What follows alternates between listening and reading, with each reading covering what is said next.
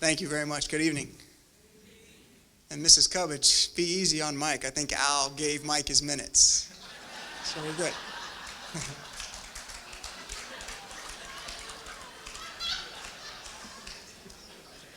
So, first of all, let me thank somebody that's not here. Not here. My wife, she's with the kids in Southern California, probably going to her third 5-year-old soccer game. And I was kind of bummed missing the game, but I quickly remembered that the 12 games that I've probably been there, she hasn't even come close to scoring a goal. And she probably leads the league in chasing butterflies and picking flowers. So, I'm not missing too much. But, when I was thinking about what I would say tonight, the main thing that kept coming to my mind was the Hampton Roads community, the area. And I think that this community has raised me and introduced me to a support system that lasted my entire career. It continues to show me love and support.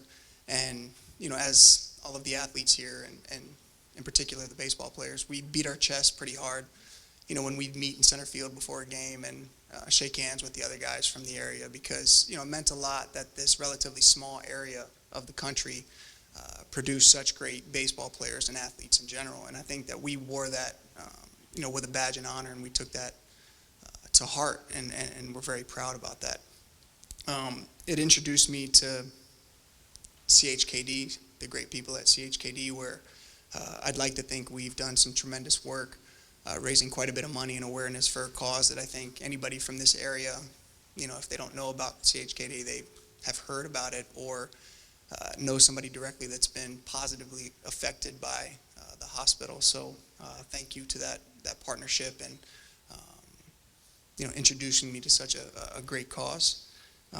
The area also introduced me to two gentlemen in this room that made a significant impact on my career. One being a man that allowed me to play for his AAU team when I was about 10 years old and was well before his time, Mr. Alanirby. He was teaching 10-year-old kids on backfields in Great Bridge and Virginia Westland, wherever else we could get field time, teaching us things that 18 and 21-year-olds were learning my first spring training. The nuances of the game, the things that aren't taught at a level for a 10-year-old. He would never let us hit. All the kids wanted to hit before we played defense or worked on our bunt defenses or runs down, the boring things of the game that nobody really wants to work on. So, like I said before, he was well before his time, and his insane attention to detail, I think is one of the main reasons why I'm standing here tonight. The other would be Michael Kadire, a Virginia Hall of Famer. I realized that I could play baseball on a professional level. Fortunately, I was at Great Bridge High School the day that Michael was drafted by the Twins. And, when I remember the announcement over the loudspeaker that Michael had been drafted, it was one of the coolest moments that I can remember. And it kind of allowed me to dream for a minute when I probably should have been paying attention to Spanish or algebra or whatever I was in. Dream for a minute that could be me one day. Michael was one of the first to kind of introduce the area from, this generation to scouts and college coaches. And I think that I was lucky to be able to kind of follow in those footsteps, because I had such a great mentor that taught me how to do things correctly on and off the field. So thank you to Coach Irby and Michael for that. Let's see. The next is, I was really thinking of saying something nice about my brothers. I got 3 younger brothers, and it's difficult, trust me. It's really, really difficult because when you're the oldest of 4 boys, you express gratitude and love by kind of beating each other up. And that's what I was like, okay, I can thank them for that because it gave me an insane competitive edge growing up with 3 younger brothers and an incredible appetite, a desire to win at a young age. Whether it was 2-on-2 basketball in the backyard or ping pong or, when my mom and dad only ordered, 1 large pizza for 4 boys and it's how many pieces you can eat, how quickly. It taught me to try to win and try to compete. And I think that competitive edge is due to growing up with three younger brothers, and who taught me, that competitiveness. And last and certainly not least, my mother and father, Ron and Elisa.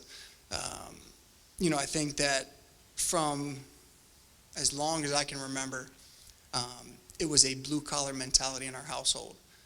It was a lunch pail, bring your lunch pail to work type attitude where,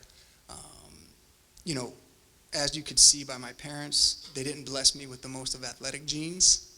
I somehow thrived, without that part of it. But, I think that work ethic is what I'm so grateful for and gracious from learning from them, was that, nothing is going to be given to you. You have to work it. Thank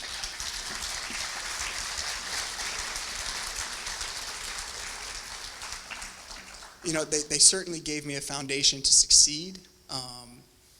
And every time I took the field, when I played for the Mets, whether I was playing against, Derek Jeter or Barry Bonds or, the best players in the game, I told myself before taking the field that I'm going to be the best player on this field tonight. And I think I was the most prepared player on the field, and that's because of my upbringing with the work ethic and the outworking my opponent's mentality. And I remember after my first minor league season, I came home and I just wanted to sleep all day. I was college age, so I wanted to hang out with my friends and sleep all day. And my dad and my mom sat me down and said, "Hey, look, this is your job.